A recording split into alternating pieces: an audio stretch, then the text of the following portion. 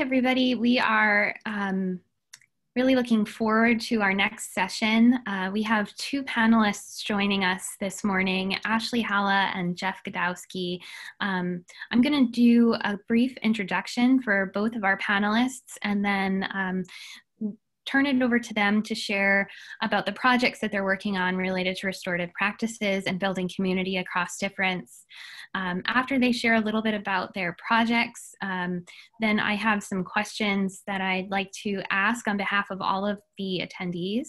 And while I'm asking and you're hearing some of the responses and a bit about the projects, I'll ask attendees to use the raise hand feature in the chat to indicate that they'd like to ask our panelists a question or share a comment or a response.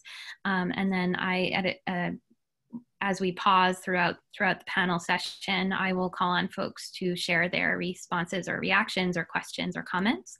And then our panelists will wrap us up with a brief summary of some of their takeaways from the session, and then we will go into another break. So thank you again, Ashleigh and Jeff, for being here. Just by way of introduction, I'm going to share some bios for both of the folks. Ashleigh is the Director of Wellness and Prevention Services at Babson College. She's the founding director for Wellness and Prevention Services there and leads Babson's community health promotion and prevention efforts.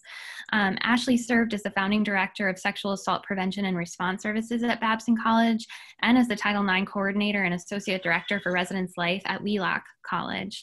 Ashleigh has also worked in substance use and addiction services with the Massachusetts Department of Mental Health and in legislative advocacy, fundraising, and research with the LGBT Aging Project.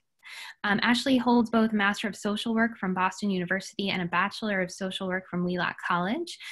And is a licensed certified social worker. She's also trained and certified in rape, crisis counseling, motivational interviewing, prevention, leadership, Title IX investigation, and basic restorative practices.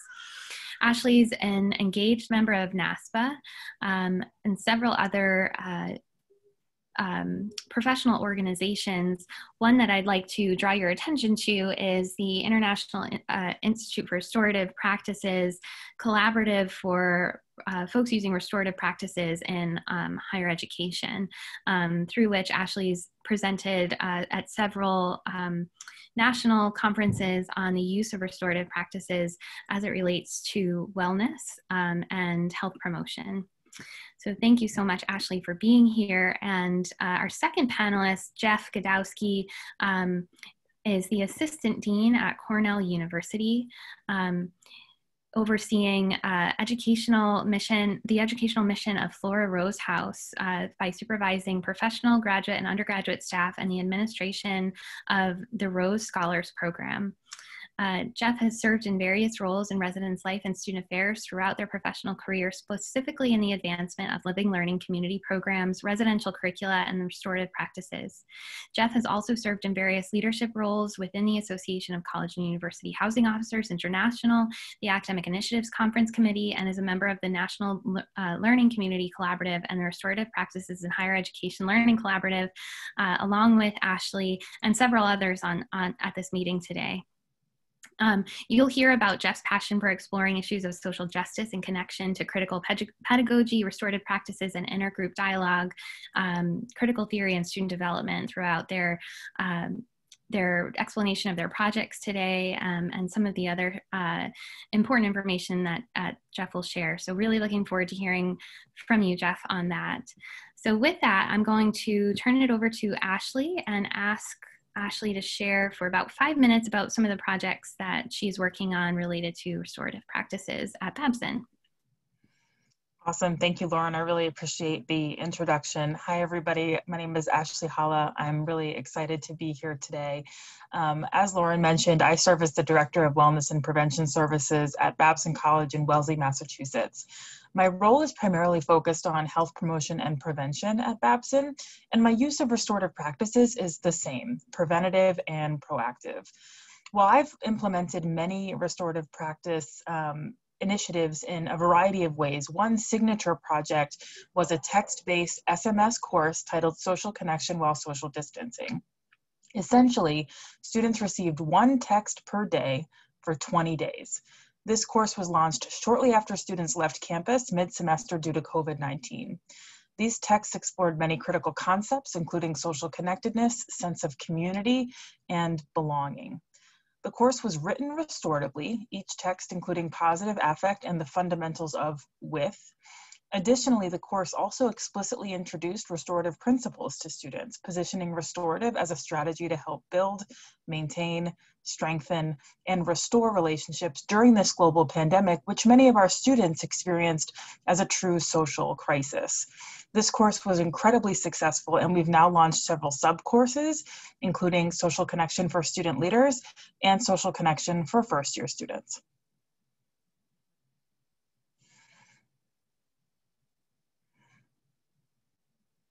Great, thank you so much, Ashleigh. Looking forward to hearing more about that and some of our participants' questions, because I know there will be some. And Jeff, I'm going to ask you now to share a little bit about your projects and what you're doing at Cornell. All right, thank you, Lauren. So a little bit more about the work that I do. So primarily serving in residential life areas at Cornell. Our program is sort of centered around high faculty involvement and integration with the student experience through a residential college model. So a lot of my work at Cornell really focuses on providing spaces where students can build community with faculty members in very intimate ways, and also with the graduate students that are their primary advisors in the residence life spaces.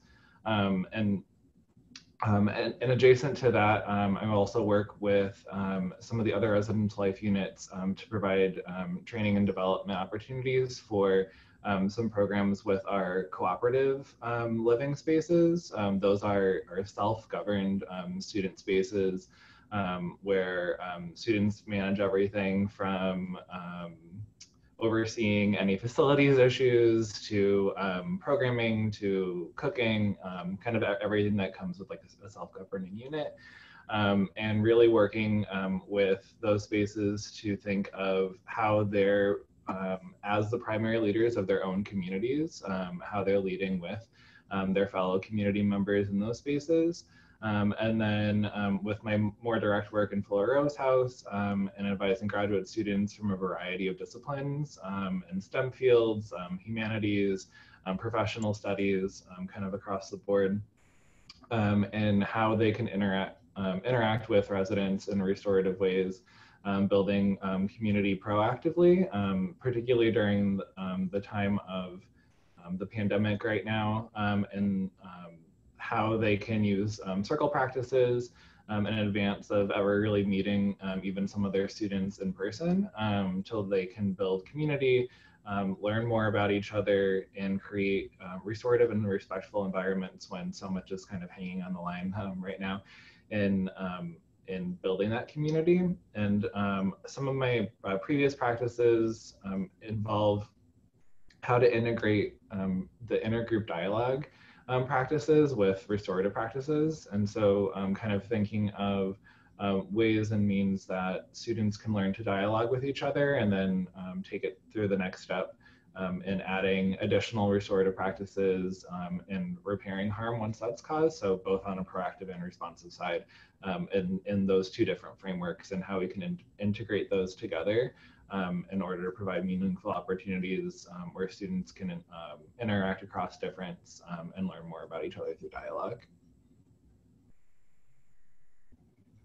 Great, thank you, Jeff. And just as a reminder for folks, the chat is disabled, but the Q&A feature is enabled, and the panelists will let us know when there are questions from the group. So to get us warmed up and to get us started kind of along the lines of our theme of community building across difference, I'd like to ask Jeff if you might start us off by talking a little bit about the qualities or specific practices of restorative practices that you've found most contribute to helping students to connect across difference in identity or background.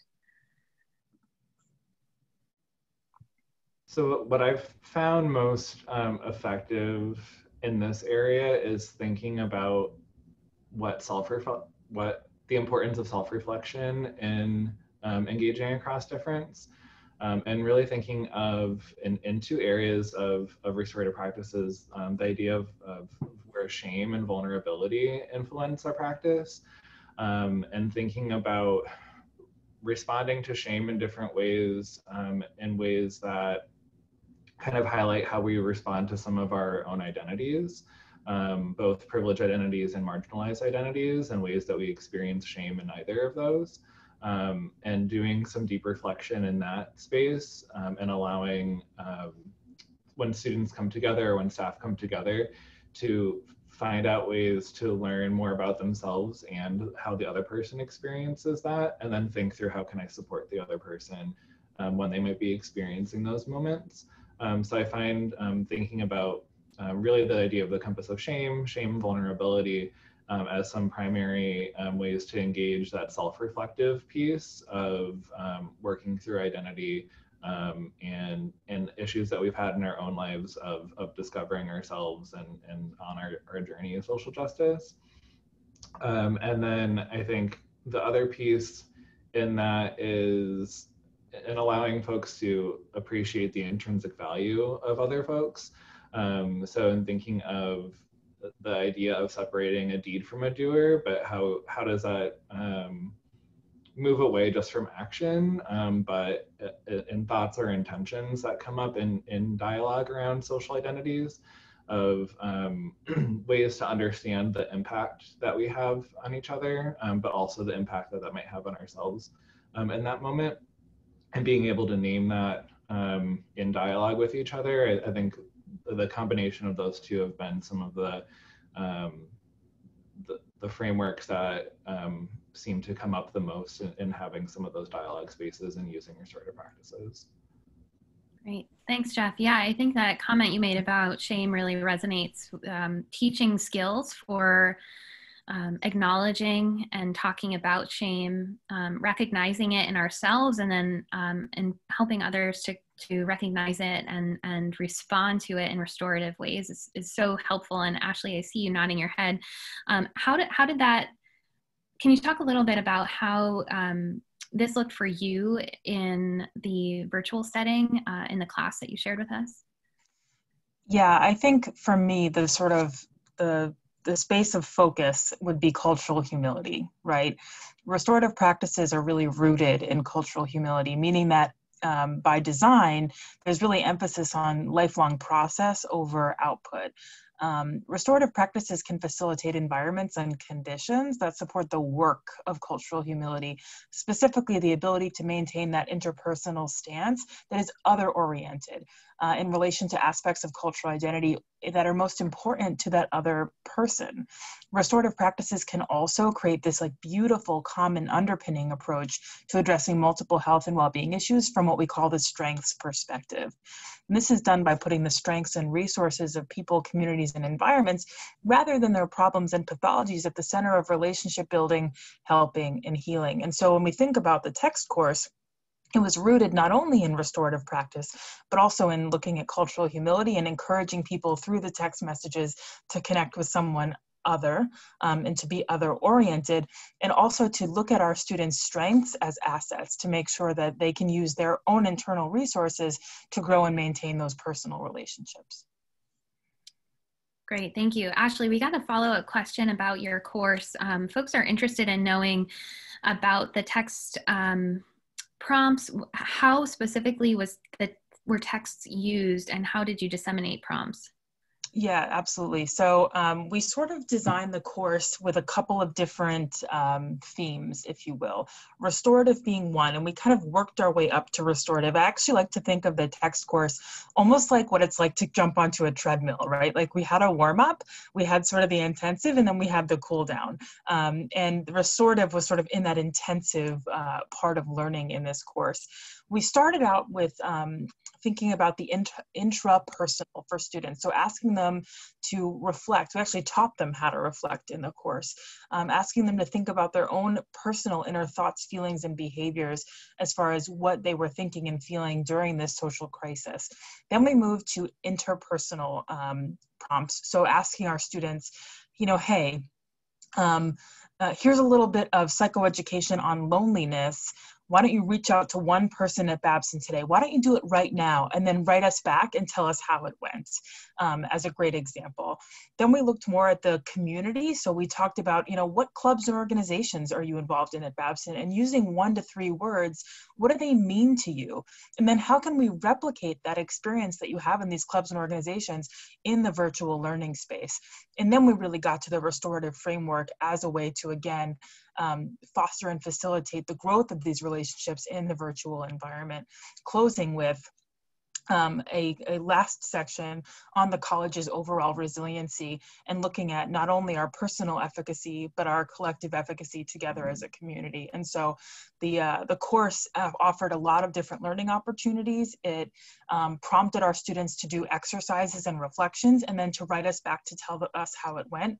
The other piece, which I'll talk more about a little bit later, but the other piece that I think was critical in the course is that we used a validated instrument called the Sense of Community Index. And so every 4 to 5 days, the students would receive 5 or 6 questions from the Sense of Community Index that gauged their perception of their sense of belonging in the Babson community. And then we actually surveyed them again at the end of the course after that 20 days were done, and we saw some significant improvements in their feeling of sense of community. So those were some of the pieces and sort of nuts and bolts of the course. Thanks, Ashleigh. So taking us outside of the nuts and bolts of the course and maybe getting back to that a little bit later, we'll talk about the qualitative and quantitative ways that both Jeff and Ashleigh measure success. Want to ask, returning to kind of the social justice and connecting folks across backgrounds piece of this, and ask Jeff specifically, in your residential setting, how do you work to increase participation and buy-in for underrepresented community members in restorative practices specifically, or how do you use restorative practices to do that? So one way that is kind of our main involvement method within my house specifically is through the Row Scholars program that was mentioned earlier. And so that is it's a 1-credit class that about 1/3 of the students in the house participate in. And through that class, they engage in our learning outcomes that focus on many different areas. The 2 I want to highlight are our active citizenship one, which has main components of restorative practices as some of the learning goals in that area, and then cultural learning, where students can learn across difference, learn more about their own identities and then other cultures, and then systemic issues on top of that. So those 2 in combination, using restorative practices in the class setting,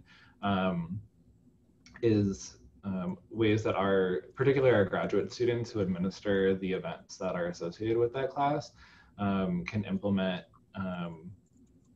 into those events, and then where those students could then live with us for the following years after that.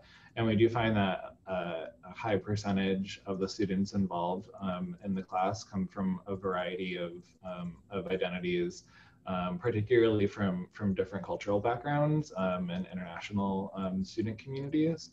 And have found that in a way to kind of break down some of the stereotypes that maybe they had about what it means to be a Cornell student.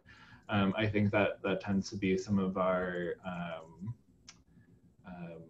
what I see as some of our most valuable learning that comes out of it is thinking of how am I breaking this bubble that maybe has been built around me by pressures from family members or from peers, into focusing very specifically on my studies to how can I utilize this program to kind of see what else is out there and what else I can experience during my time in college. And so I've seen that as a way that creates a lot of buy-in within the program and allows them, because they spend multiple years within our residential college, to continue acting as leaders and as active citizens in the community, and then seeing where that grows from there and how that sort of bubble continues to expand, and maybe even pop slightly in positive ways. So I would say that that's kind of one of the main items I can think about. And then kind of adjacent to that is the impact that really our graduate student population has on our residents and within their communities. So because we work so closely with faculty and grad students who come from different departments, from different types of study, how they then bring these practices into their home departments, since those are where they spend a majority of their time, and then just a small amount of their, I guess, sort of graduate time with us. And so then being able to bring some of these practices back into their departments in conversations that they're having with their advising faculty, and working on their research projects, and then how that can then expand from there. So that's kind of another, while it might not be directly in the residential setting, a sort of like secondary impact that I've seen within our space specifically, in the power of the positionality that graduate students have at a university, and how all of their circles as they, their circles of relationships as they intersect, can help expand and bring that outwards to serve students. Great. Thanks, Jeff. One of the things that really sticks out to me about your projects are the multiple communities that participate in restorative practices and the projects that you're working on at Cornell. And I'm curious, this question is for both Ashleigh and Jeff. How do you sorry, let me back up for a second. How do you utilize the proactive pieces of restorative practices to contribute to equity on your campus? And I ask this with a little bit of context because I think we think about restorative justice a lot, especially right now when we're thinking about the way that, for example, the systems in our communities are working to marginalize groups of folks. You know, and we hear a lot about restorative justice as a reactive or responsive way to work outside of the systems or work within, depending on how restorative justice is being utilized. I'm curious if you've seen the proactive pieces of restorative practices work to contribute to equity on your campus, acknowledging that higher ed is a system that often marginalizes folks. So just want to hear some comments that you might have about equity and the contribution of restorative practices from a proactive perspective.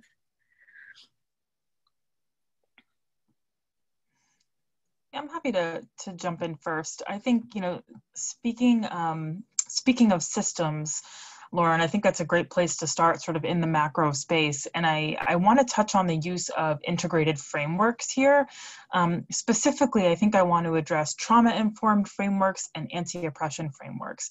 The anti-oppression framework principles and the trauma-informed principles, which I think are very current and relevant frameworks on higher education campuses today, they actually have a lot in common. They both predominantly feature accountability and support, particularly in the form of empowerment, specific guidance regarding decision-making and trust building, and the prioritization of healthy relationship building, and the concept of relational transparency. And I really believe fundamentally that because of their design and intention, specifically the intention to heal, both in the trauma-informed and the anti-oppression frameworks, that both of these frameworks are actually inherently restorative.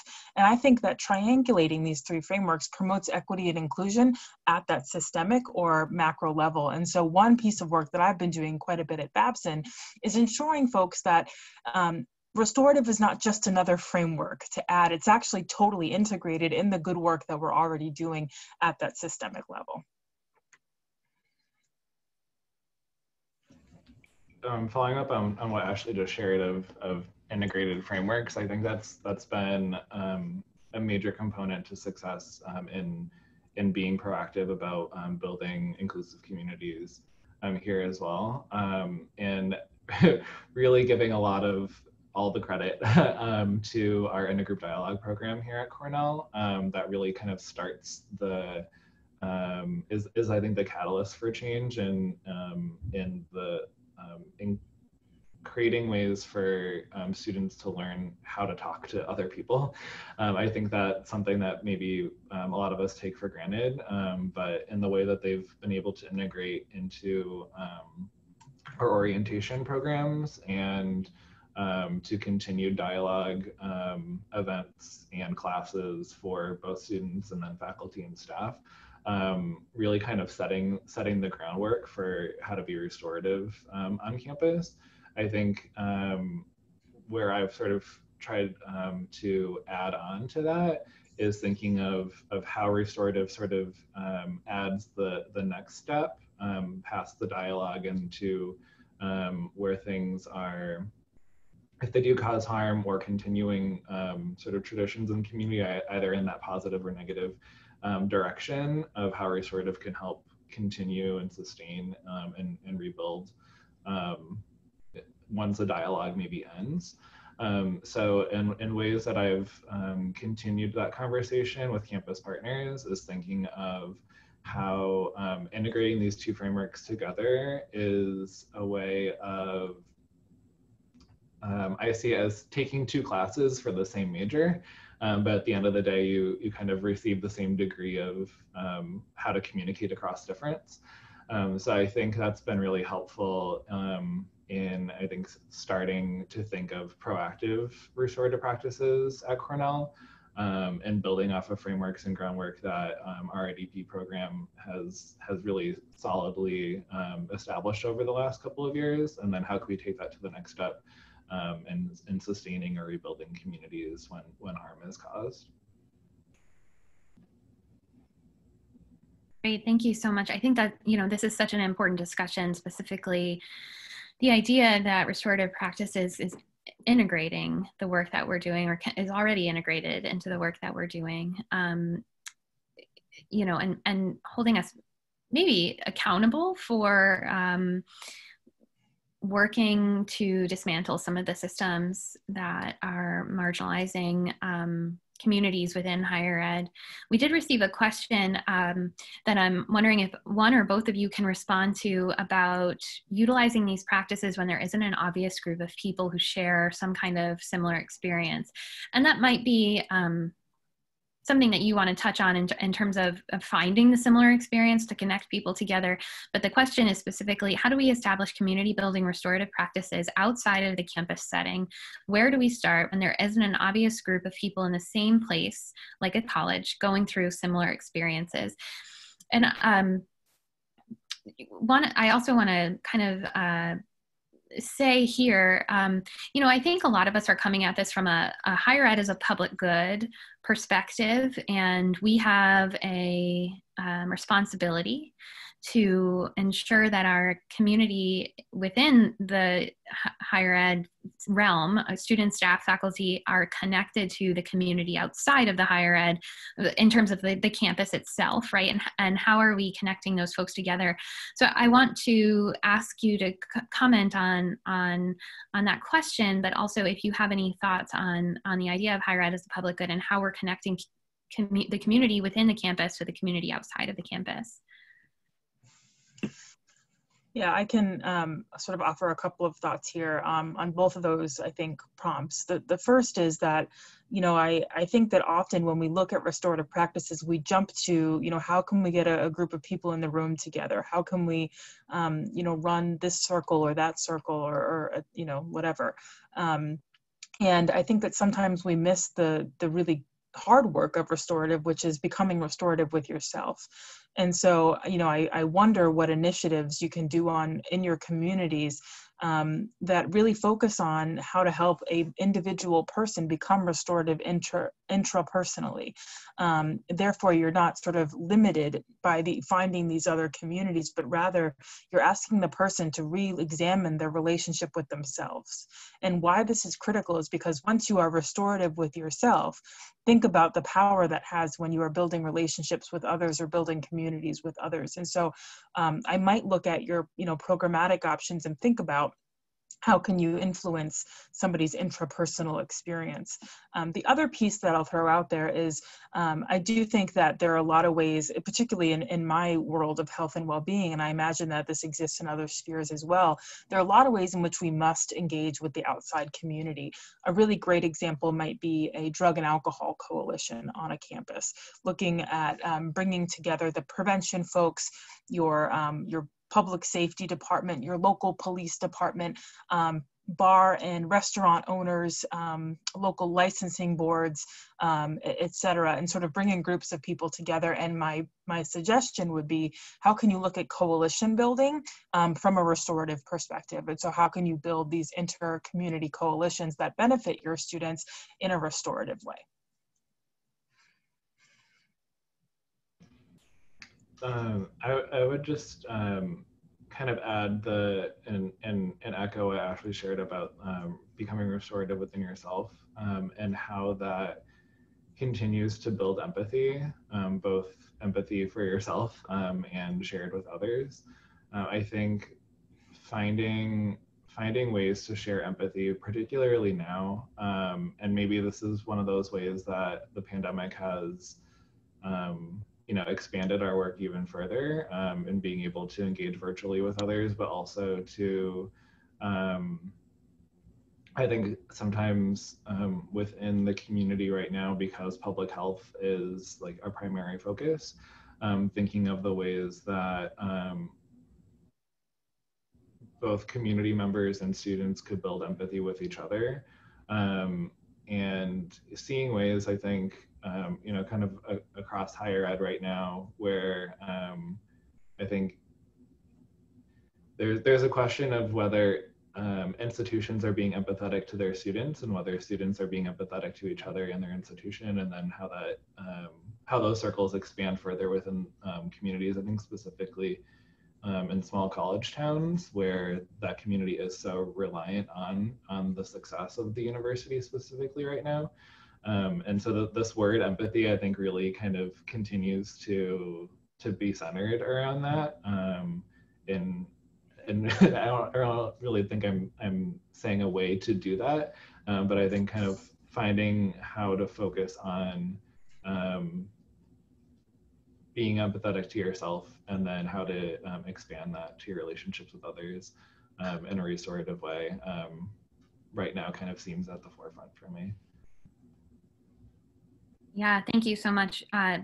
Both of your comments about introspection and looking inward at your restorative self, I think is something, that we all benefit from, but often struggle with, and could benefit from folks who can hold us accountable to that on our campuses, which is partly why this meeting is so important, and building an infrastructure and network within your campus or outside of your campus is so important to being a restorative leader, being restorative in your work life, but also in your personal life, and having somebody to say, hey, could you be leading with a little bit differently here, or remember the affect here, and how could we build some affect into this program, or build some skills around inclusive decision making or participatory decision making into the work that we're doing here,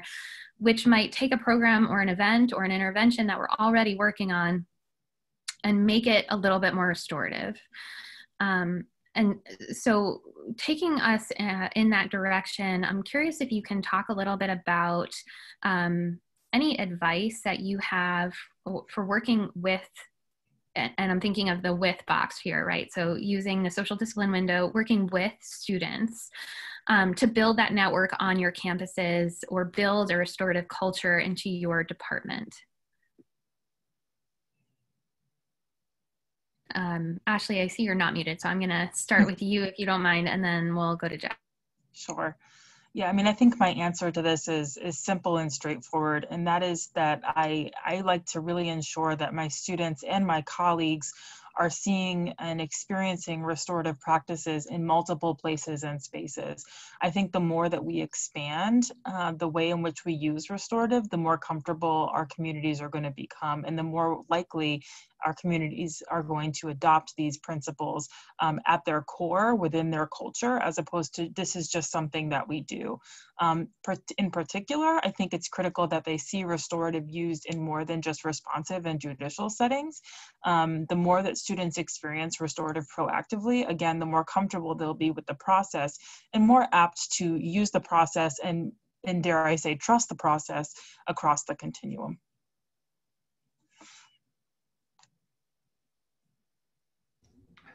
I kind of see the idea of being with in my role as I think sometimes more of being a bridge rather than a facilitator or a participant in in either of those settings. But how do I play a role in and how do my colleagues and staff and students and all of us in such times when both thinking about how we're impacted by the pandemic at our institutions and how we're impacted by the racial injustice that continues to happen in this country, and think of the importance of bridge building and whatever our role is. And so for me, that might be from my students or my graduate staff, or the faculty that I work with, and how can I be a bridge to folks in administration that I work most closely with, and how does that work kind of going in all different directions, and being able to amplify student voices, and not taking like the place of those student voices, but really figuring out how to, I think in being with, for me is that really that support and direction pieces of, I think, amplifying but providing guidance when possible, and kind of I don't really know how to do other than like a visual, like crawling into that box more, and pushing on both edges as it continues to grow, and that's sort of where I see the importance of bridge building and creating that with experience. Great, thank you both. I think, we have to do a lot of work as facilitators of restorative practices and restorative justice practices, a lot of self-work. And I want to return to the idea of introspection and holding ourselves accountable to be restorative. And some of the folks on the call may have read the recent book that came out, Colorizing Restorative Justice, Voicing Our Realities. And within it, there is an essay by Desiree Anderson called Co-opting Restorative Justice in Higher Education. And one of the themes in that essay is the idea that we need to critically reflect on our own social location to prevent and or minimize the co-optation and watering down of restorative practices within our higher ed realm. And I'm wondering if you can just briefly both comment on some of the work or professional development or work that you've undertaken to do some of that for yourselves, to critically reflect what has been most helpful. Would you recommend any of those professional developments or self-work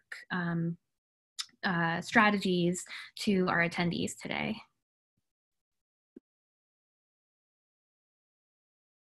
And since we started with Ashleigh, Jeff, if you wouldn't mind sharing any thoughts you have for.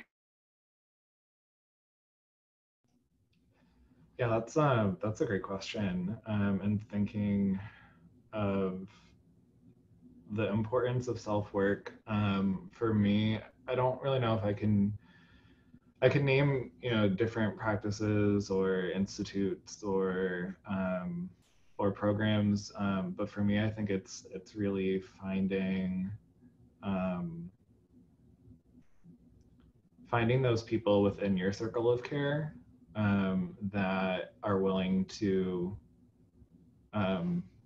be in that with box with you at all those times, and both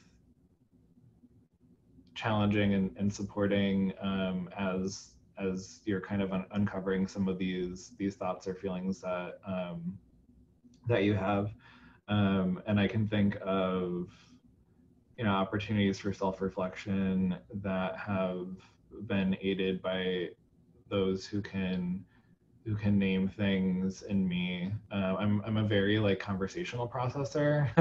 I've always like hated journaling and and those types of forms of reflection. So for me, it's how can I sit with someone else, or I guess now virtually sit across the screen from someone else, and have a really honest conversation about how we're creating community with each other, and kind of unpacking some of the ways that I think some of the books that you mentioned, really kind of calling out these ways that whether certain practices have been co-opted or colonized, or how they show up differently, I think, for each of us individually, and that's something that I get in kind of my own internal circle thinking about over and over again. So I can't really name one resource, but I would say maybe it's just going back to your restorative communities, and the importance of those relationships, and being able to continue connecting with yourself. Thank you, Jeff. Yeah, having folks in your network who are holding you accountable both to being more restorative and recognizing the self-growth that you need to do around justice and equity. Thank you. And Ashleigh, I'll turn it over to you. Yeah, I think I would absolutely agree. The first thing that I thought about is, how do you create your own systems of accountability and support? And in particular, how do you create systems of accountability and support that actively and explicitly challenge the co-opting that we're talking about here? How do we build those systems of accountability and support that ensure that the restorative practice that you are engaging in does not become privileged, capitalist, and colonialist in its design?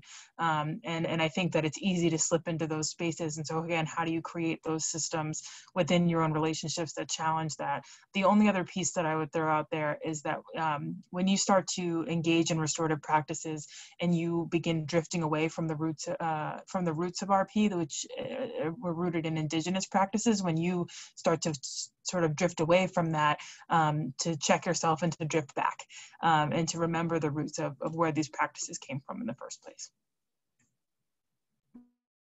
Great, thank you both. So I'm looking at the time and realizing that we are nearing the end. I'm going to ask just very briefly if you would both comment on some of the qualitative or quantitative ways that you measure success for restorative practices on your campus, or outside of your campus, whatever that might look like. I'm happy to jump in first and just talk about two validated instruments that I think are absolutely worth your time. And I'll type these in the chat after, so don't worry about taking notes. But in my work, I look at, how do we gauge both personal efficacy and collective efficacy? And so for personal efficacy, I recommend a validated instrument called the Brief Inventory of Thriving.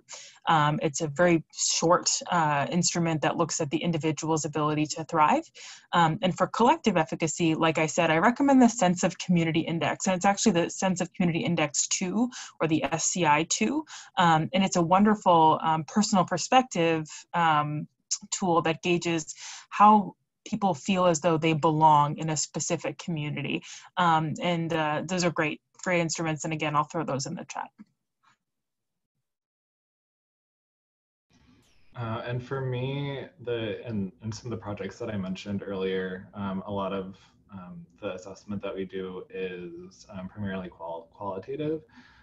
So our program has blogging components associated with it, where students can share their stories in response to the different experiences that they take part in, as part of the Rose Scholars Program in particular. And using those stories that are shared there, and reflections that they have, and primarily for us, we use the value rubrics that are from the Association of American Colleges and Universities, the AAC&U,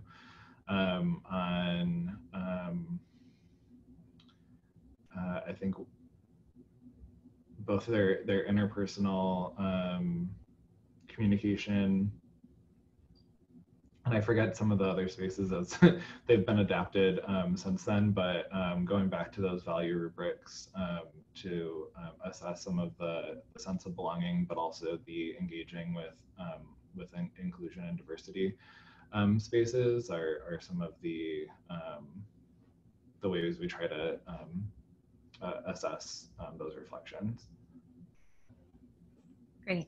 That's wonderful. I think that, you know, this is the question that I get asked most often, and I think it's really helpful to hear about how folks are both thinking about assessment, but also thinking about the inventories that we're using, the validated instruments that we're using. Ashleigh, thank you for putting the two instruments that you discussed in the chat, and Jeff, the values rubrics that you just talked about, I think would be really useful. Both panelists have agreed to share materials or thoughts with our attendees today. I can collect some of the questions that we didn't have time to answer, as well as any materials that folks would like to try to ask Jeff and Ashleigh to share, and I will connect their materials and their responses to the attendees. So thank you so much, Ashleigh and Jeff. I think one of my big takeaways from this panel is that returning to the roots of restorative practices, both the tools and the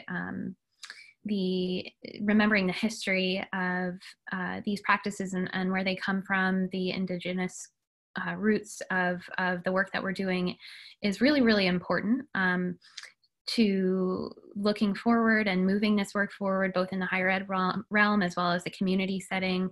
And I, you know, want to remind folks that the reason that we're coming together today is to build the network for you and for others, so that you have the opportunity to connect and find those accountability partners within the restorative practices world. There's more to come, and we're looking forward to the next few sessions. So want to thank Ashleigh and Jeff again.